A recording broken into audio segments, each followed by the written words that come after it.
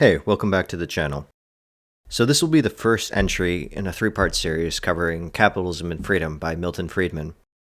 I noticed that there wasn't any videos on this particular book on YouTube, so I thought I would give it a shot to provide a resource for anybody who might be looking up a sort of summary for this work for whatever reason someday, or just for any learner who'd be interested in the topic. This series will be pretty much unscripted, but I'll do some editing to eliminate egregious pauses. So this could be a disaster, but we'll give it a go. Okay, anyways, so like I said, Capitalism and Freedom was written by Milton Friedman in 1962, I believe. He would go on to win the Nobel Prize in Economics. He was a major figure in what is called the Chicago School of Economics. He was sort of a thought leader and maverick when it came to the development of what is now, I guess you'd say, right-leaning economic policy. At the time, the almost uniform and dominant doctrine of economic thought was Keynesian, which sort of focuses on, to be grossly simplistic, spending as a way to get out of crises by governments. So at the time, his ideas, which now have seeped into common parlance, were regarded as pretty radical. But without further ado, let's jump into Friedman's own introduction of Capitalism and Freedom. So some major things that Friedman wants the reader to take away is the idea that government to an extent is necessary. He's not an anarchist, but the fundamental principle of society in America is freedom. And with that, government must be oriented into preserving it. So he proposes two principles that must be kept in mind for the preservation of freedom. The first is that the scope of government must be limited, and the second is that the power of government must be dispersed. So going back to the first point, what does he mean by the government's power must be limited? He is simply stating that we must to an extent define what we'd like our government to do. And he lists explicitly things like preserve law and order, enforce private contracts, and foster competitive markets. To give government any powers beyond this would first warrant serious weighing of the advantages and disadvantages. And of course, freedom and the preservation of it is the highest priority. Okay, as to the second point, about dispersing the power of government. The reasoning behind this is that under a national government, whatever the final verdict is, whatever the law is determined by a national Congress, it affects the nation uniformly. And especially in a time like the one we find ourselves in now, with immense polarization and fraught contention between the two political parties, there's not going to be a happy consensus about what direction policies for the government should take. So, Friedman's arguing that power should be spread downward. Power is better in the state than it is in the federal government, and power is better at the local level than it is in the state government. Because, well, your local government is more attuned to the realities of the area in which you live than a national government is, at least pragmatically speaking. But also, you can more easily contest and shape the direction of policy when it's where you live. But also, Friedman argues that theoretically, if you don't like the course of government that your local government takes, you can simply move to another area. And if necessary, to another state, if it is the state law that is abhorrent to you. But none of this is the case under a national government. Moving on. So like we established, freedom is the highest order principle. But it's not just for the sake of freedom for freedom. Friedman observes that freedom, broadly speaking, is the most positive quality that we as a society can embrace for the development of our civilizations. There has never been a government that has innovated or advanced science, humanities, or technology. What the government can do well is enforce conformity.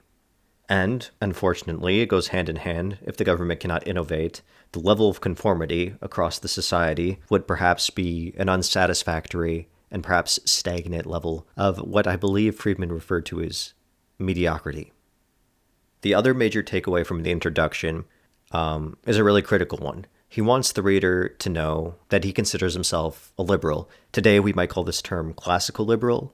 He argues that the term liberal had been appropriated.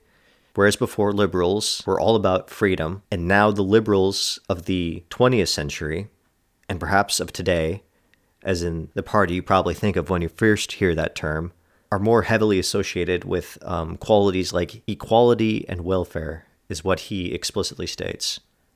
Liberals, in today's sense, emphasize welfare and equality as a means to advancing, society's interests and promulgating happiness. But Friedman argues that classical liberals, what he's calling himself, of the old vein of the 1700s, thought that freedom naturally led to a sort of welfare and equality of the human condition.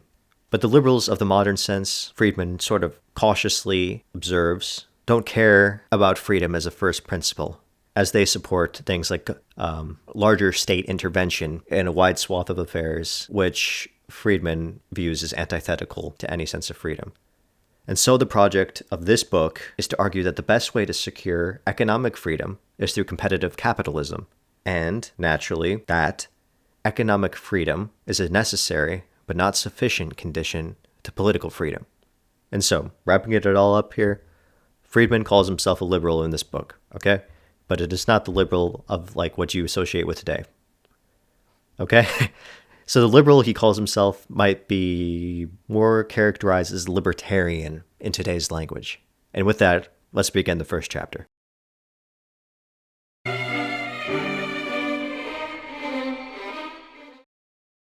Okay, so chapter 1 summary. Friedman begins by emphasizing that politics and economics are not separate spheres. They are interconnected, okay?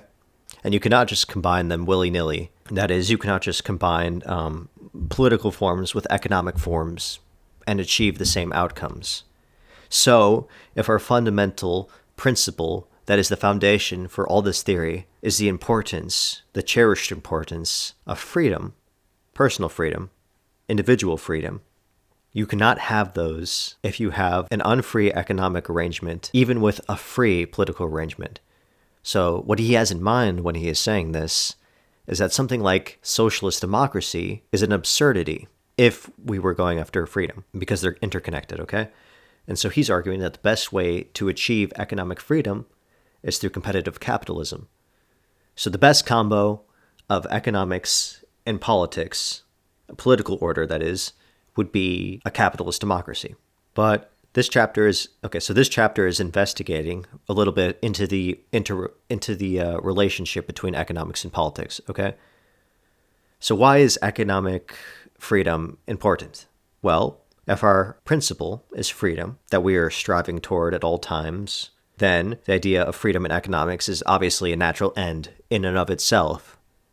But also, Friedman full-heartedly believes that economic freedom, like I said, is a necessary but not a sufficient condition to political freedom.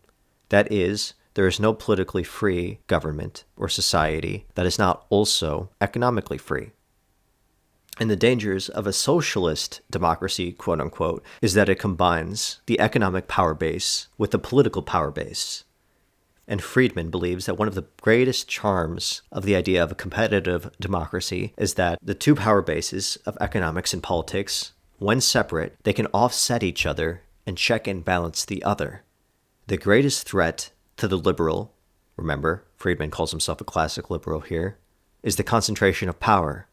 And so, truly, if we're looking for the best combination of economic order and government order, competitive capitalism would seem to be the greatest and most logical way to ensure our stated values.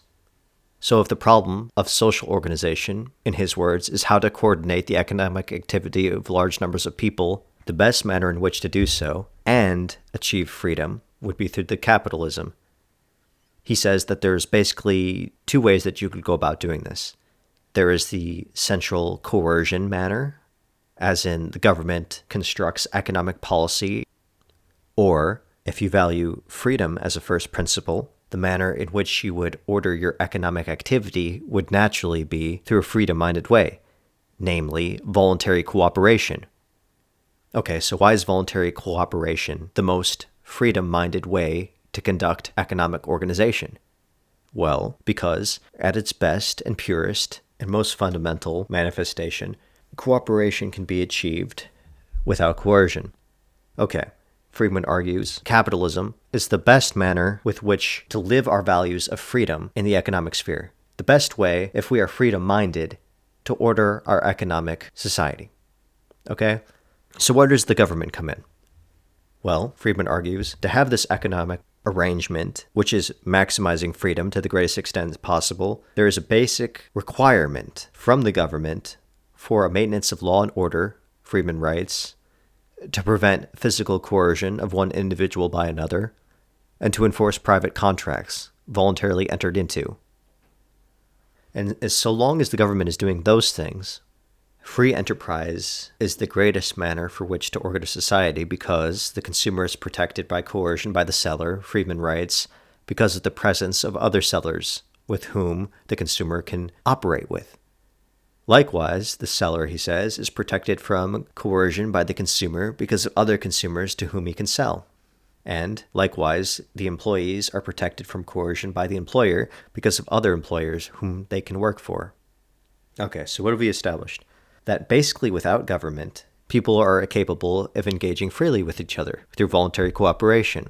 But government is still necessary to determine the rules of the game and act as an umpire to make sure that the rules are being followed and to arbitrate disputes. That is the role of government.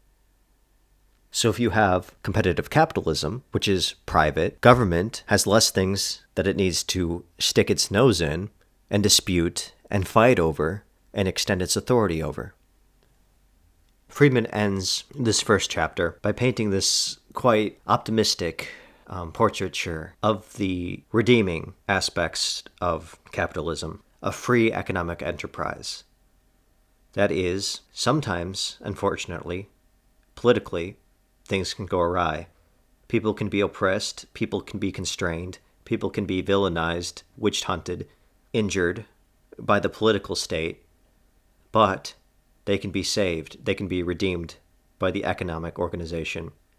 He argues that markets operate impersonally, that theoretically there's no prejudice, and not even knowledge of whether the bread that you buy, if it comes from a liberal or a Republican, if the maker of your bread came from a proponent of democracy or a proponent of totalitarianism, or you don't know the race of the person your bread came from. Capitalism puts the power in the hands of the people. Each member of the competitive capitalist society can essentially vote with their dollar. And so let us move on to Chapter 2.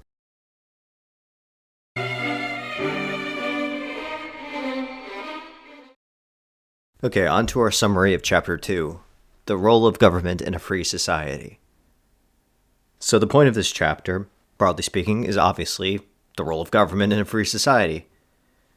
So having established that government is necessary to act as a rule maker, government is an umpire, it is a channel with which we can establish rules, modify them when necessary, mediate differences, and enforce compliance, as Friedman says. The underlying idea here is that fundamental, absolute freedom unrestrained is simply not possible. This is sort of crudely characterized as you don't actually have a freedom to murder your neighbor, actually, it turns out. And while that's an extreme case, it does establish that there's a line somewhere.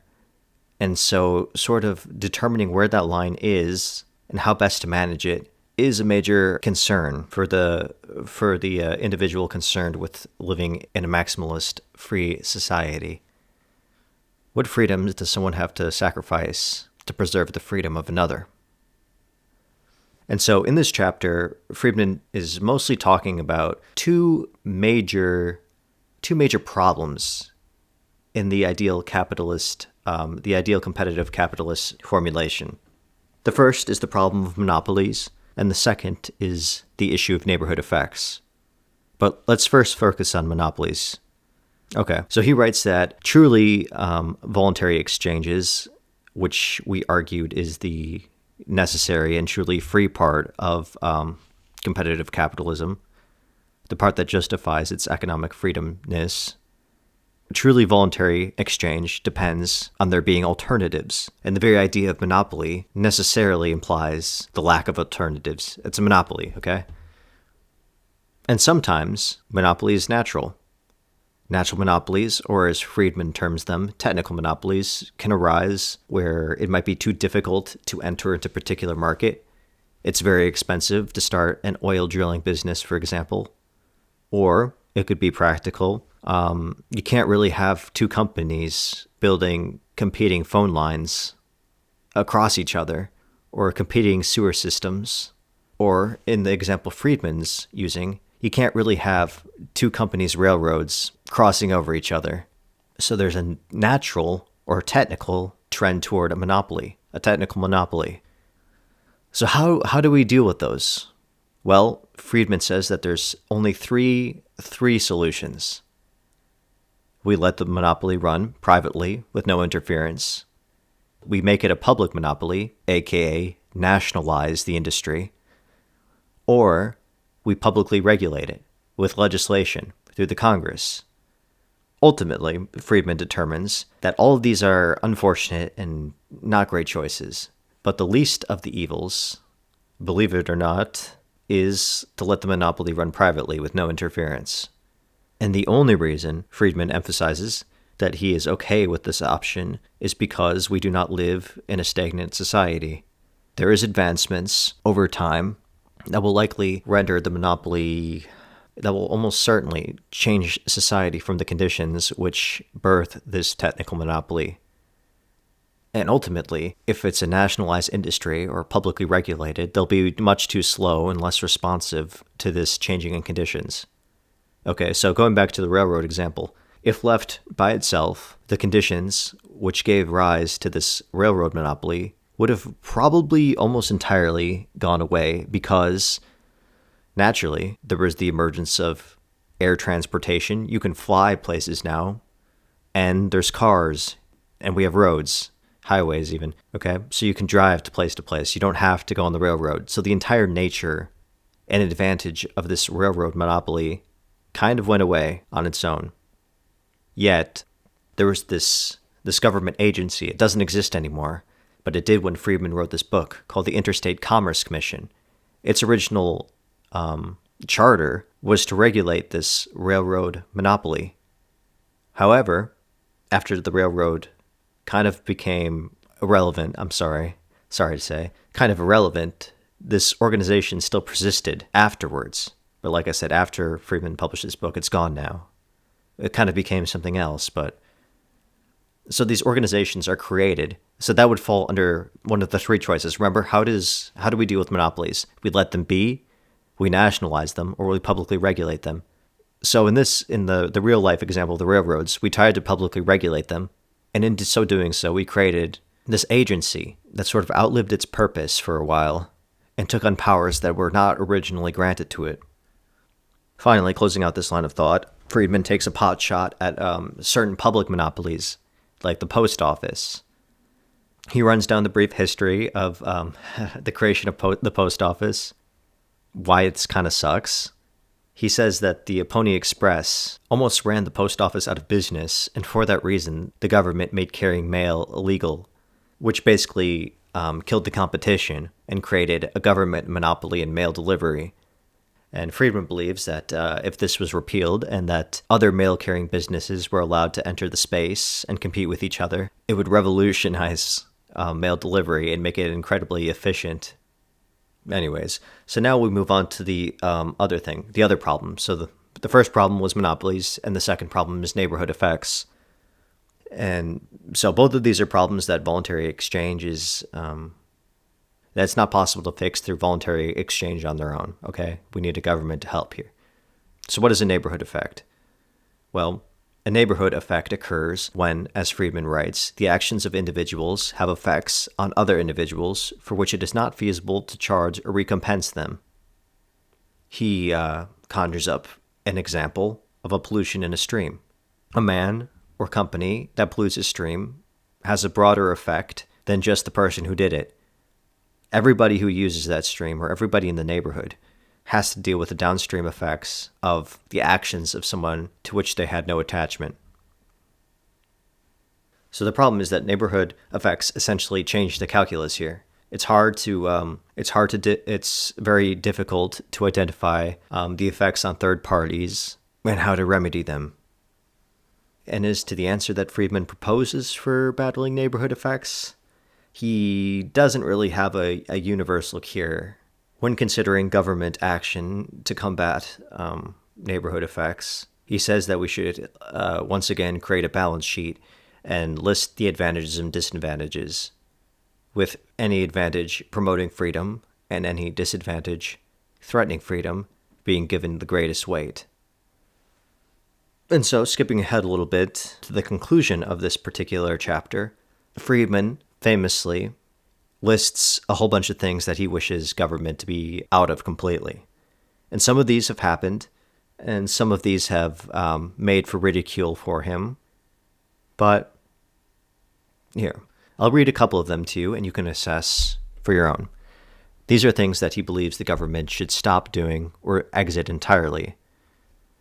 He believes the government has no business in rent control. He believes the government should not create or enforce legal minimum wage rates or legal maximum prices. He is not a big fan of the Federal Communications Commission. He believes that there should be no Social Security programs, as in you are forcing people to spend their money on this retirement, and this retirement that you're forcing them to spend money on has to be a government one. They don't have any options. He is against any public housing whatsoever. He's against all drafts in peacetime. He's against national parks. He thinks that they could be operated privately. That is likely one that would be debated. He believes that the legal prohibition on carrying mail for profit should be abolished. And he thinks the government should not do tariffs on imports or restrictions on exports. And he makes sure that the reader knows that this list is actually far from comprehensive. Okay. I was originally going to cover chapters 1 through 4 in this video, but it's getting kind of long, so I guess I'll actually split this series into 4 parts, most likely. I know I said 3 parts in the community post yesterday, but okay. So if you stuck through this long, I definitely thank you for watching. I apologize. I'm not a talented speaker. I can't really speak off the cuff as well. I don't really have much practice, I guess, speaking in general, to be honest.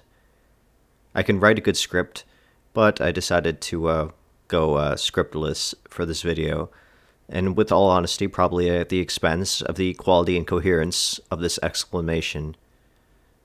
But I think it's probably good practice, and I'm honestly trying. I'd like to imagine one day I'll be really good. I'll be better. But that's completely irrelevant to this video. So thank you for watching. I hope you have a good one.